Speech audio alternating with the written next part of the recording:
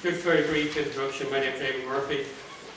We had Tom Fahey over here as Faye, as he's called in America, about 3 years ago, 2012, I think it was.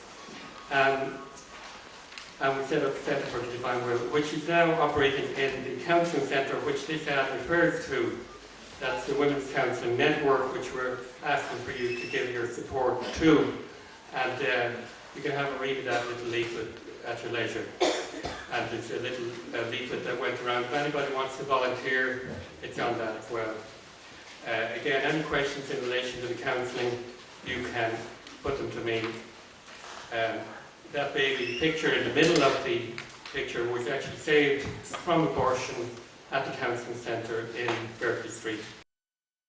And her mother is obviously very happy that she chose life. So it's really a work that is a work of life for Dad. It's dedicated to Our Lady, and that brings us to the Divine Will, which is really, it's thanks to Our Lady that we know about the Divine Will. Everybody is prepared by Our Lady to receive the gift at the time they receive it. So without further ado, we'll have 3 sessions today. We'll break for about 10 minutes between each session so you can stand up, stretch your legs and refresh your brains, because you're going to be totally overwhelmed by what you hear today. Don't panic, okay? This speaker here behind me, he's a very dense intellect, and you'll have to kind of take away the impacted intellectual content gradually. You won't do it today, so don't worry about that. Just let it sink in. We're recording it here, so you'll have time to look at it again and again. Brief word of introduction to Tom. Tom is, in my opinion, and probably without contradiction, the foremost promoter of the Divine Will in the globe for the last 40 years. Now, Tom is the son of Leo the 13th. Leo was the 13th child of a couple of, as far as I remember, they were a convert. One of them was a Jewish convert, a lady who heard about the Catholic faith through a priest riding through the town, ringing a bell, inviting people to come to lectures on the Catholic faith. And this lady and her mother, 2 Jewish ladies, were the people who came to that talk, given by a Jewish priest, and they became Catholic. And the result here is Tom Fahey, who was the son of the 13th child, who was called Leo. And where were they born? He was born in Rome, in Georgia, not in Italy. So, if there is a question, and if there is anybody who can answer that question about the Divine Will on the planet at the moment, Tom is the person to address the questions to. So, I'm sure Tom is just raring to go. So, I won't delay. We're going to have 10 minutes break after this talk for about 40 minutes, and we hope to get in 3 talks during the day. So we'll give a warm welcome to Tom Fahey.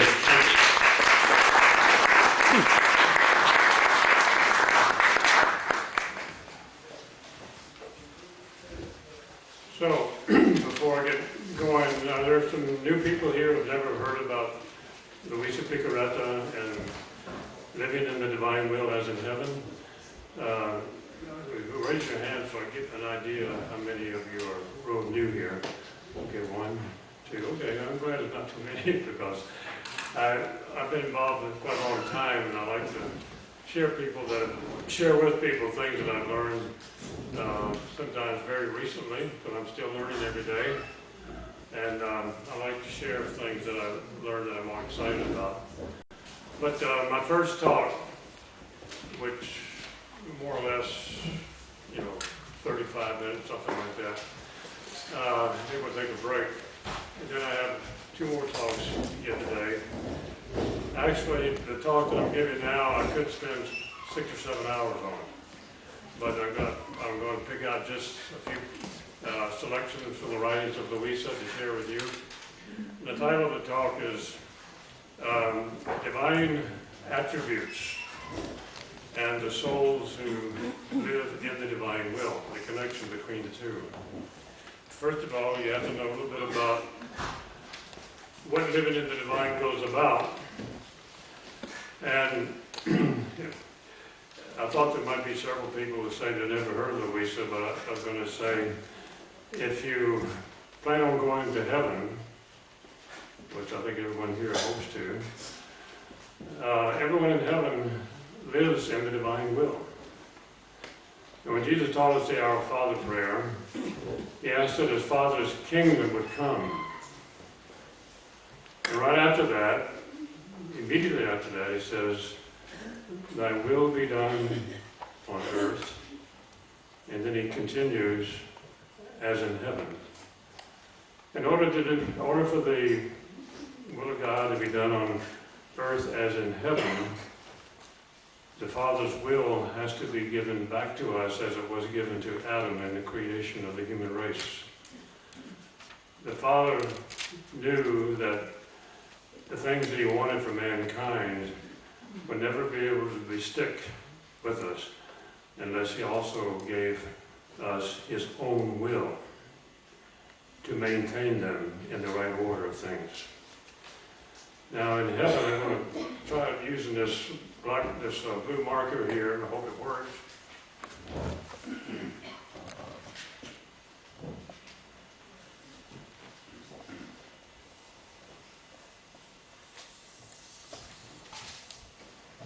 Okay, this is heaven. And then in heaven we have the Holy Trinity, Father, Son, and Holy Spirit. And they all have one will. We call it the divine will. Now, in the very back, you probably have trouble seeing this, but the Father and the Son and the Holy Spirit have one same will among the three of them. They only have one will. They don't have three wills. Jesus said if we had three wills, we wouldn't get along. There wouldn't be that perfect peace and harmony that's required of heaven. So we operate together, three distinct persons, one being, of course, three distinct persons, and they have one will. Therefore, they never have a disagreement. They always do everything together. Everything is perfect harmony and perfect order. And they're not going to let anybody get into heaven if he wants another will to operate in heaven other than the divine will. In other words, if someone says, I want to go to heaven, but I want to do my own will, you can't get in. In heaven, the human beings and angels who were pass their test. No one gets into heaven without a test. They passed their test, and they were allowed into the beatific vision, the heaven of glory of the Holy Trinity. But they had to submit their own angelic will or their own human will to God and say, look, I'm not going to let it do anything except let you have the freedom to act in us as you act in the whole Trinity itself. In other words, when the Father and the Holy Spirit and the God the Son work in heaven, they work in us, they operate in us, they do in us everything. And we let them do it because they always know what is best. Nothing that could cause the slightest disharmony is allowed in heaven. And if you know in families, father has a will, mother has a will, the kids have a will, and a lot of times there's problems. In heaven, there aren't any problems. It's all one beautiful mystery of one same will operating in everyone in heaven. Purgatory is to prepare us by filling up all the empty spaces in our soul with love, divine love. And when all our empty spaces in our soul have been filled up with divine love, it's overflowing, then God lets us enter into heaven, and we are invested with his most holy single will. Now the will of God is the source of all life, the source of all that exists, except moral evil. So the life of the Trinity is generated by their own divine will. And from that divine will, everything comes forth. Everything that exists, except moral evil, comes from that divine will. Now, as a preliminary to my basic part of the talk, which is called the divine attributes that are given to souls who want to live the life of heaven on earth. When God created Adam, he wanted the divine will that the Trinity enjoys to also be what Adam and Eve would enjoy, and they would live one common life together. They would all live by the same will, and all their children would live by the same will, except Adam had to be tested. He was the first. He was the father of the human race, progenitor of the human race. And everything depended upon his passing his test, which he did not.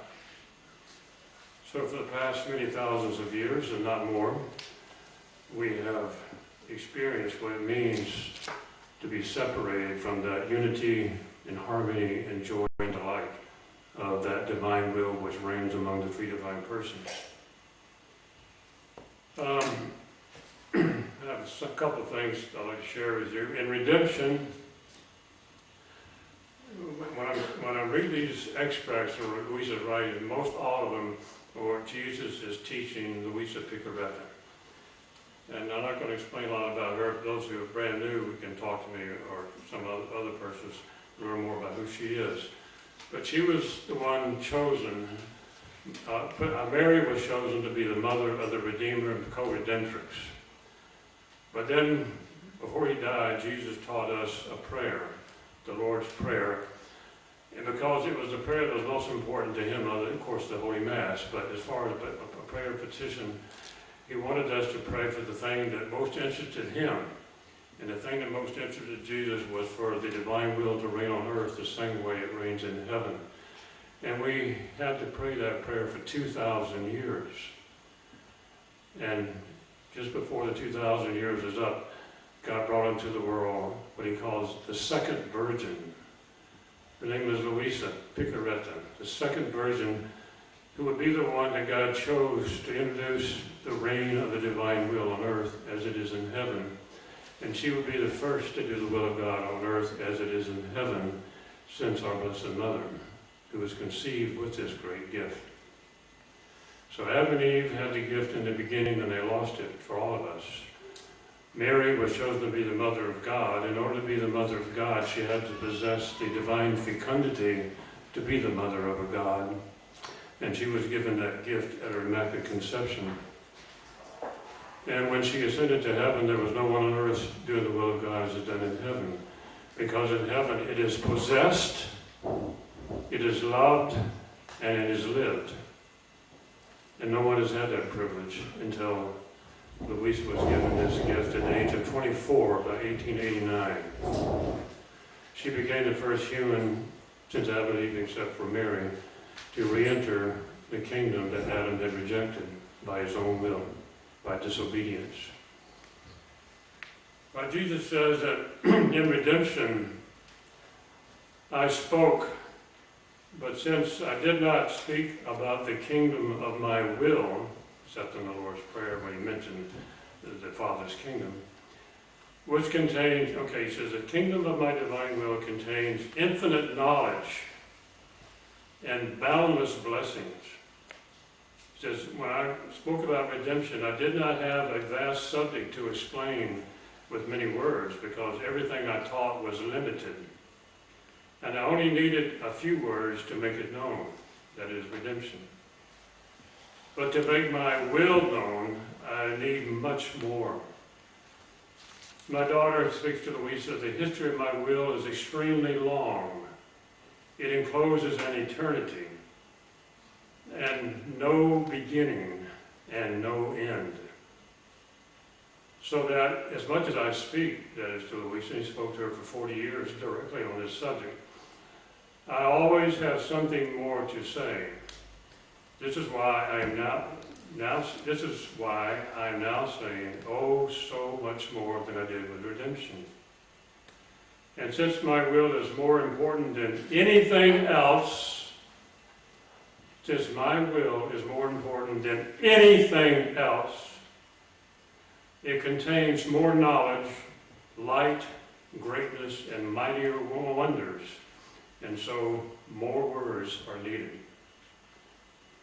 My daughter, he says, eternity is an immense circle Where it begins and where it ends cannot be known. In this circle is found God, who has no beginning nor end. A God who possesses infinite happiness, beatitude, joy, riches, beauty, etc. In every interminable divine motion that he makes, he bestows from this circle of eternity new happiness, interminable divine beatitudes. And this new motion is an act that is never interrupted, each one being unique. And our joys are always different from each other and ever new. The joys that the divine will generates in the Trinity are ever new. Our beatitudes are such and so many that as we enjoy one, another surprises us. He uses that way of speaking. And they never end. They are eternal and immense as we are. And what is eternal has the power to make things arise that are always new.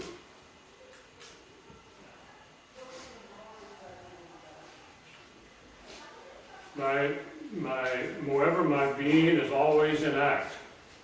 My being has no beginning and no end. I am old and new. Our works ad intra, within the Trinity itself, were, are, and will always be in action. That is why the soul is already within us through her intimate union with our will. That is those who want to live this life of the divine will. She admires, the soul admires, contemplates, loves, and enjoys. She takes part in our love and our delight in all that we do. So why would it be inappropriate for me, she's actually telling Louisa this because she was having questions, to say that the soul who does my will as in heaven takes part in my actions even ad intra, even within the Trinity itself. This has been a debate among theologians for centuries, but Jesus says, yes, it's true. It does happen with those who want to live in my will, as in heaven. Now, an act, I'm going to cut down a lot of stuff here, just kind of get to the point of a few things. An act in the divine will that we let God do in us by the gift of his will that he wants to give us so that he can operate in us like he operates in himself. And this was the original likeness that Adam had. The likeness of God in the sense that he could act in a manner that is divine, a manner that is infinite, and a manner that is eternal. And so the actions that we do here on earth, like if I pick up this magic marker here, that act can be done in the divine will. In fact, I asked Jesus first thing in the morning, may all my acts be done in the divine will today.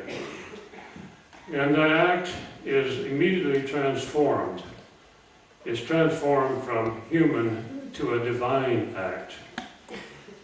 It's transformed from a finite act to an infinite act. It's transformed from a temporal act to an eternal act. It's transformed from a local act to an immense act. Because whatever the divine will does is divine, eternal, infinite, and immense.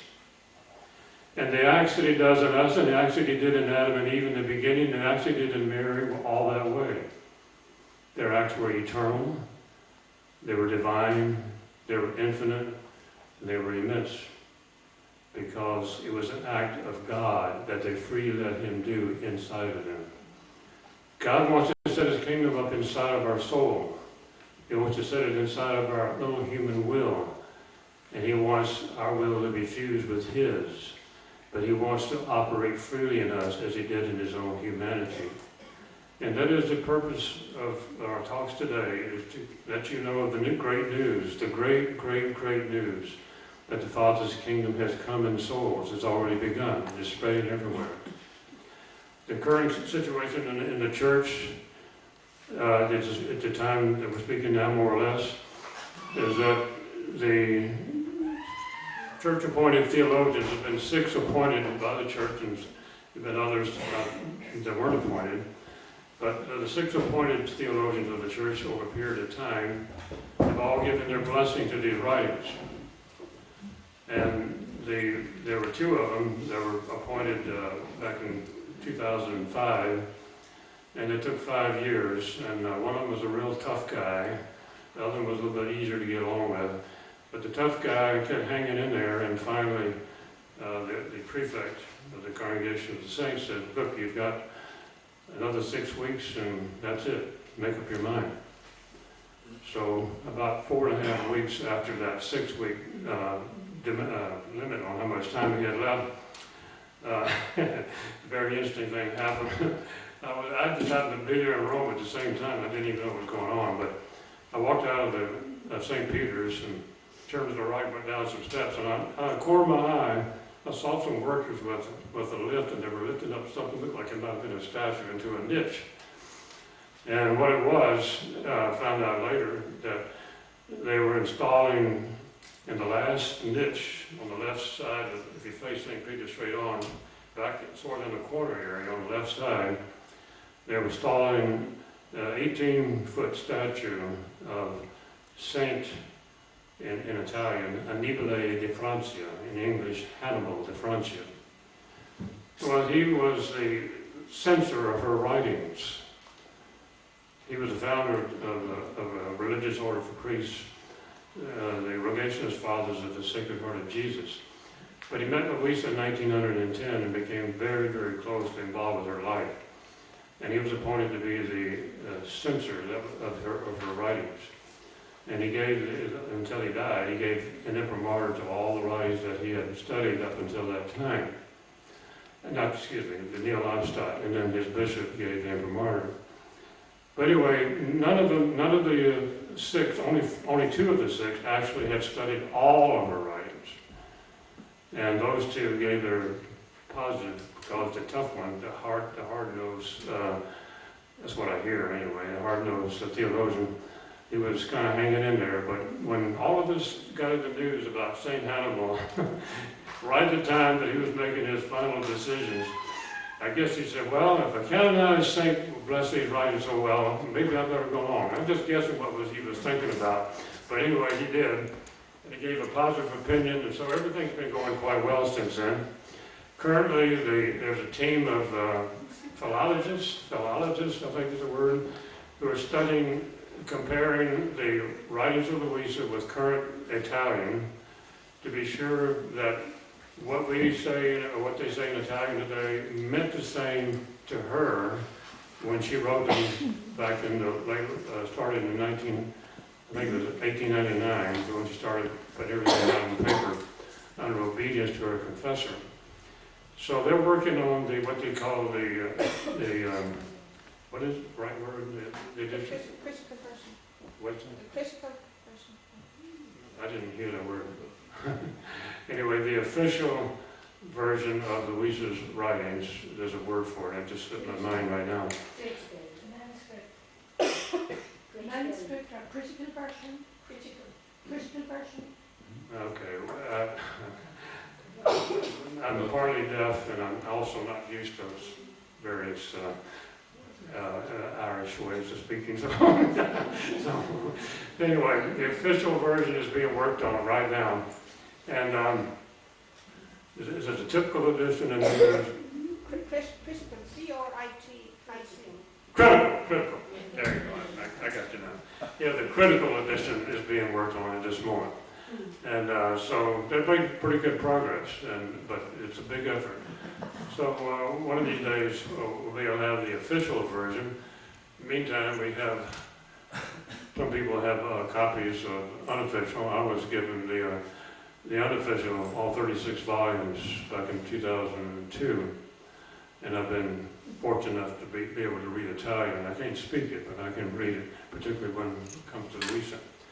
Now, on this diagram I drew here earlier about, I'm going to try to holler, you can't get into heaven unless you give up your human will and say, Jesus, I want you to come in and you be the animator and director with your divine will that you're given me in order to enter into heaven. because in heaven, I could draw diagrams, but it's going to take a lot of time, so I won't do that. It's okay. No, I'm not going to get over there and write all the diagrams I do if I had a long time, because I don't. We have 3 talks we'd like to get passed through today. Okay, I have here my daughter. Jesus says to Louisa, I want you always in my will, because my will contains the true nature of goodness. A good thing can be called truly good, truly good, when it never finishes, having no beginning or end. This is something I just learned the last few weeks. It's been involved a long time. This is something that I just was able to find while doing a lot of research. And he explains why this is. He says a good, when it has a beginning and an end, can end up in fears and bitterness and anxiety and even passions. And all this makes goodness itself unhappy. And many times one easily passes from the goodness of riches to wretchedness, from fortune to misfortune, and from health to sickness, because of all good things that have a beginning are vacillating, passing, and perishable. And in the end, they don't come to too much. And that is why my supreme will possesses the nature of true goodness. And because it has neither beginning nor end, that is why goodness is always equal, always full, always stable, not subject to any change. So we see, since God has no beginning or end, His will has no beginning or end, then He says here in this particular extract that I found, that for something to be truly, truly good, it has to be something that has no beginning and no end. So what does that mean to us? For those, I know a few people just came in, but we were talking about how the divine will transforms our human acts from human to divine, from finite to infinite, from temporal to eternal, and from limited or local to immense. Jesus says that when we do an act in the divine will, since it's really my act that you're giving me the freedom to do in you, that act has no beginning and no end. That's another aspect of this incredible gift of the divine will. The acts that we do in the divine will, and when I say acts, I mean just everyday normal acts that you do with your humanity, that you do with your mind, with your soul united to God. Everyday acts, just getting out of bed is an act. Brushing your teeth is an act. Fixing breakfast is an act. Driving your car is an act. Even blinking your eye is an act. Beating in your heart. Breathing in your lungs. These are all acts. Everything is included.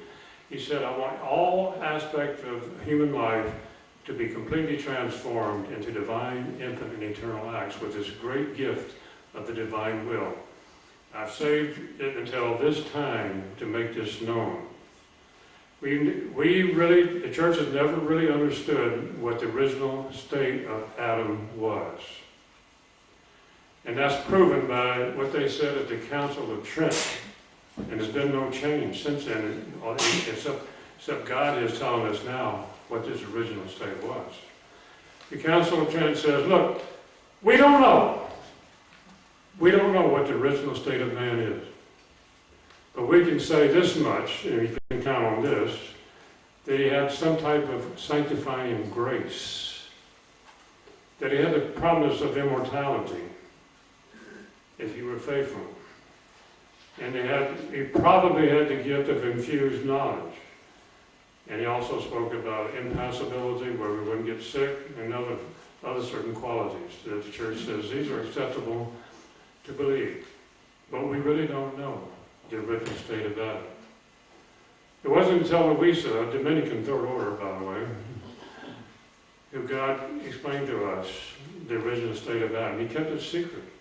And the Our Father, when we're praying the Our Father that His kingdom coming, we're praying for a return to our original state. That's what it's all about. The Father says, Jesus says, my Father is seeing what the human race is mounted to and what it is today is absolutely absurd beyond belief. It's a disgrace. I want to start all over again. That's what God the Father is saying. I want to restart. So most of you here will know, I mean, the kind of people that are here today, the people that are aware of what's going on and what Jesus is telling us. There's going to be a tremendous purification, a great, great purification. And when that's over with, those who survive will be in a new era of a long era of peace. Not just a short one that I said at Fatima, but this will be a new and long era of peace because God's kingdom will reign on earth as it does in heaven. So he wants us to be instructed, as we said earlier on. I didn't have much to say about redemption. I didn't have to say many words because it was somewhat limited. Redemption began in time. But my will never began, and it will never end, and I have much to say about it. Now I want you to know what I was telling Adam in the beginning of his life, walking with him in the cool of the evening. What was I instructing Adam about? I was telling him what this kingdom's all about. I want my human creatures to live the life of heaven on earth in faith. And that's where I get my greatest glory. I'm a God, I'm an infinite God, infinitely holy, infinitely perfect in every way. I'm divine, infinite, eternal, no beginning, no end. That's the ambience that I'm familiar with, that I love, and that I enjoy, that I understand. I want my children. People have children. Animals have children. I want children. And my children will be the sons and daughters of the divine will. They will possess my own life. And they will live life in common with me again. As in heaven, but in the time of what they call the conquering mode.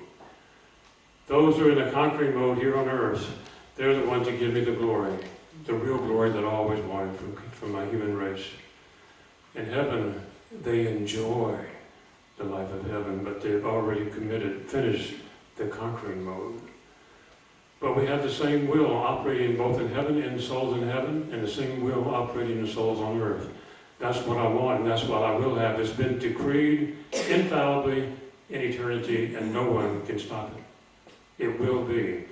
And he said there's a future Pope coming. There's a future Pope coming who will make it his duty to make all of this known to the human race.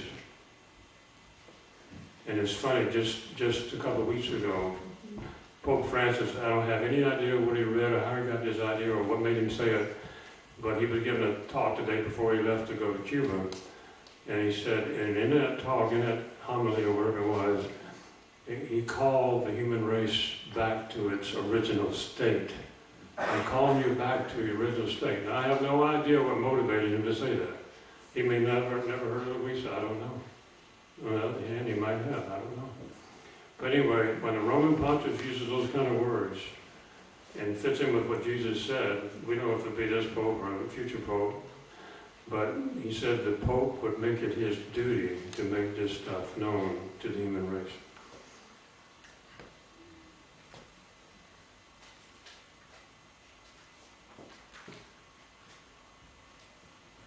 Okay, everything, I think he's here referring to Adam. He said, everything was placed in his power. And my will took the responsibility of giving him everything he wanted, provided that he would give it dominion and let it live in his soul. Indeed, it was not necessary in the Garden of Eden to institute the sacraments when man was created, because in my will he possessed the beginning and the life of all blessings. As a helpful means of providing medicine or forgiveness, the sacraments, which Jesus gave us when he came to the earth and established the church and the sacramental system, he said the sacraments were originally, the original purpose of them, and later on they have even a better purpose, but at this time in history, and they have been for the last 2,000 years, is to provide medicine and remedies for poor, sickly children. Adam was healthy until he committed his first sin, and he lost that health.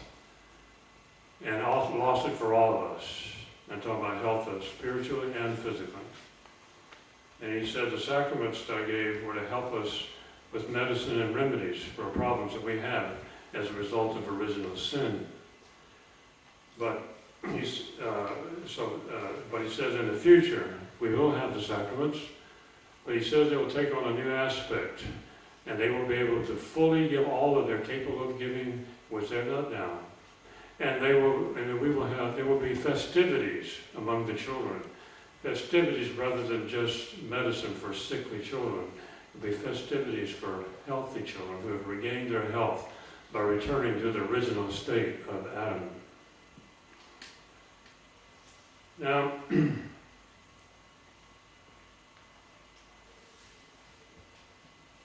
when our fatherly goodness saw that man always kept falling more and more, to give him help and support, he gave him the law.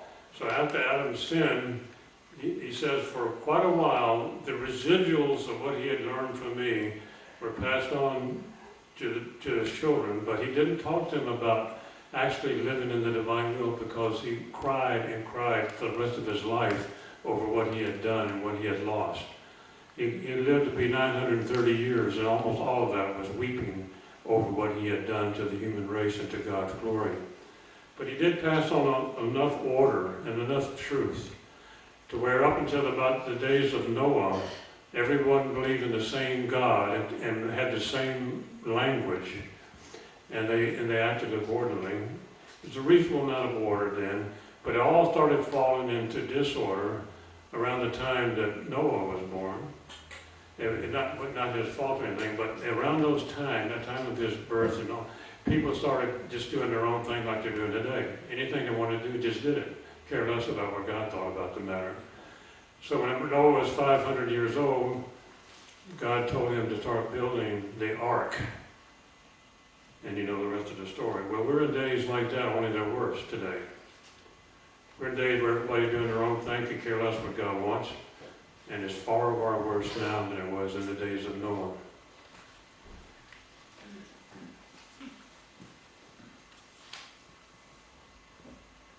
And it's also very certain, it's so very certain that my redemption took life from my will. And while not having the power to give life to my will.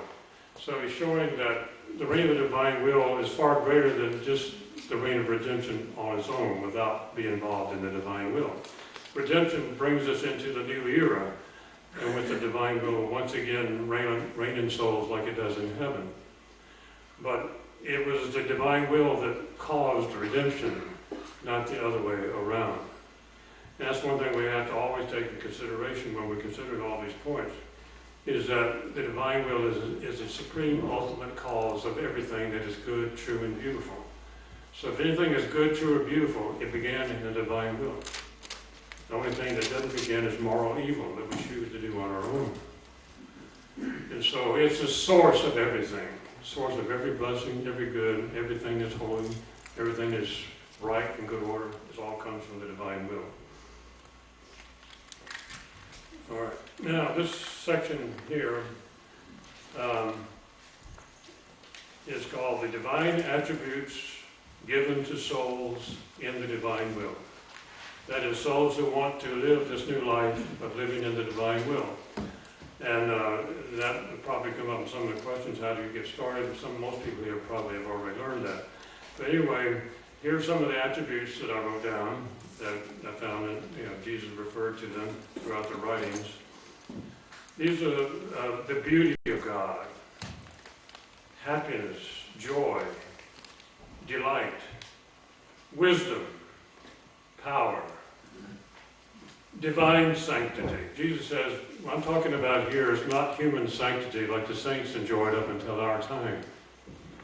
Yes, the saints were great admirers of God, and they were great lovers of God, and we admired them for what they did, considering that the fact that their acts were done in the human will. All the good acts that the saints did were done by the human will that conformed to God's wishes upon them, but they were not done in the divine will and letting God himself do the act in us. This is a divine sanctity. He said it's not the sanctity of the saints. It's the sanctity of God himself. Okay, we continue. Divine sanctity, light, music, infinity, immensity, sweetness, fragrance, purity. He even brings in the word flavor and explains that in the writings why he uses that word. Colors in all tints of color, mercy, justice, fecundity, equilibrium, firmness, goodness, constancy, strength, mastery, simplicity.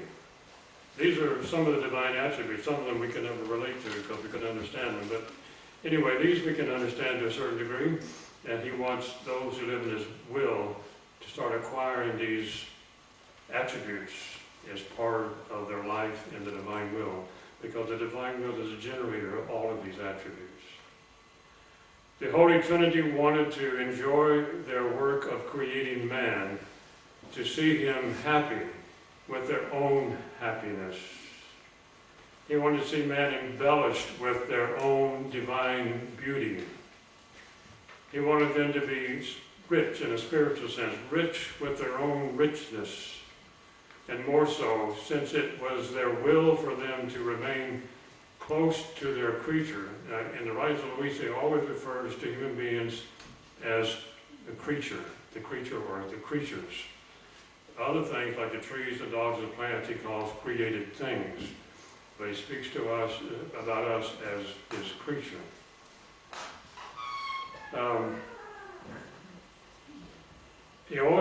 The Trinity always wanted to be close to their creature, to work together and to amuse themselves together with him. In other words, when a young child's in a family, a little baby, and they have a way of amusing us when we watch the different things that they do. Well, we, his children, he wanted to have his amusement in watching us living the same life that he lived, and watching how our acts gave off light and beauty and fragrance and purity. All of these things were amusing to God with Adam and Eve in the beginning, mostly Adam. This is why, by necessity of creation, in order to maintain intact their work and the purpose for which they had created it, the only means was to endow man with the divine will, which would preserve him just as he came out of their creative hands.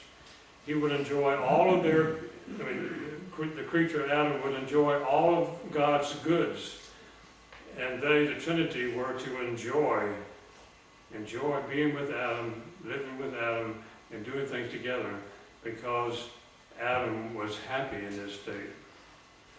Another thing that comes to mind to share is that Adam was not only called to be the master of the human race and the earth, he was also called to be the little king of the whole universe. And Jesus teaches us in the writings of Louisa, as I said, have been approved. They haven't received their total final approval, but I mean, everything's going that way right now. Everything's going very, very positively. And the bishops, there's several bishops now that are on board, including the recent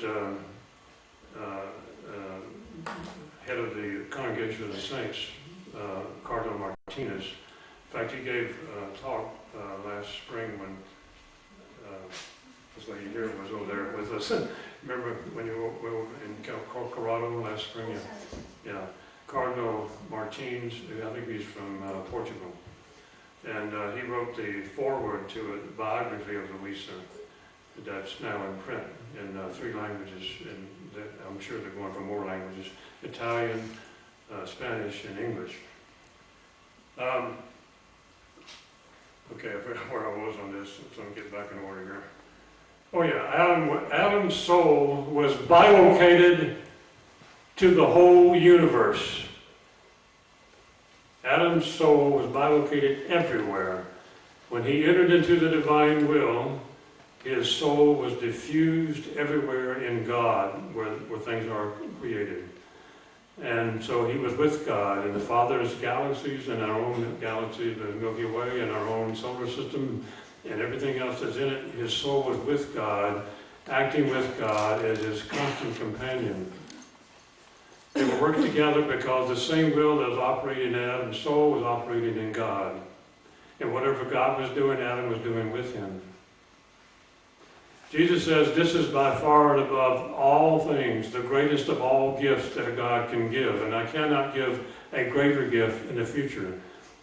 People will grow more perfectly in the future and more knowledgeable in the future, and they won't be distracted by the world, the devil, and the flesh. I can't believe how much time is already gone. I got 5 more minutes, okay? I'm just getting started. Okay. Let's see if I can find something here. After God had created everything, he shaped man's nature with his own creative hands. I want you to hear how man was created. This is it. The author of life, the author of the human race, describes to us how he created Adam, the first man. And here it is.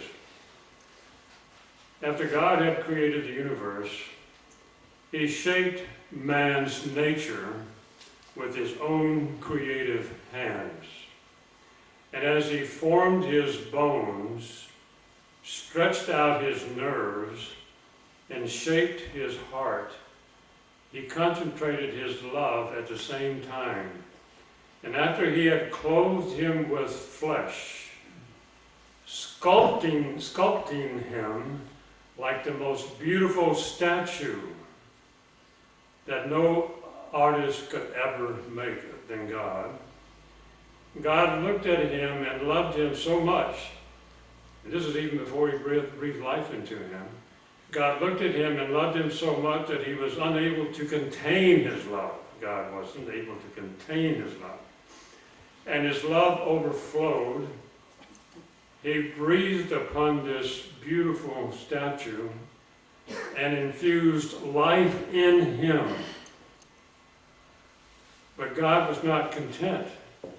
In an outpouring of love, the Most Holy Trinity wanted to endow him with an intellect, a memory, and a will. And according to his creaturely capacity, they enriched him with all the particles of their divine being. The whole of the divinity was intent on loving man and on pouring itself into him. From the very first instant of his life, Adam felt all the strength of their love.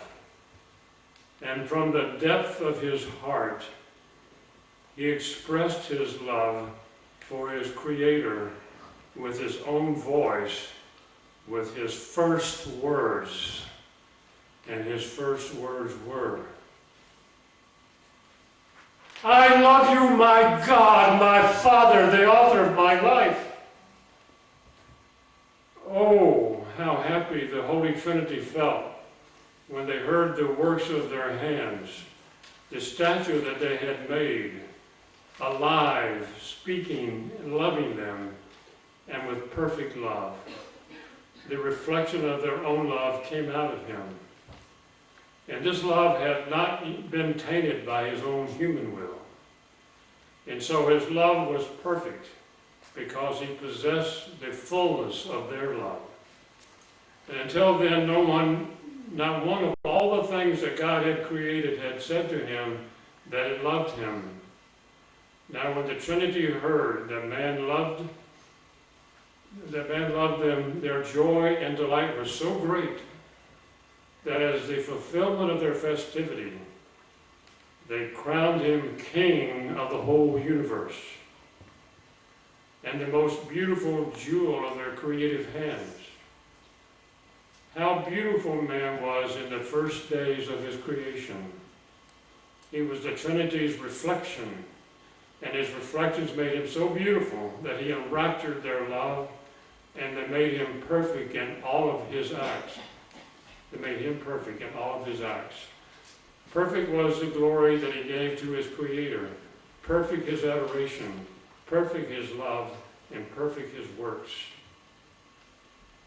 And I got down here, he says, according to their will made him happy and made him grow in their likeness. Their likeness to according to their words. Let us make man in our image and likeness. So this divine will that they gave to Adam enabled him to act according to the likeness of God, that is, to act in a way that is divine, infinite, and eternal. Okay, I just barely got started, and our time's already up.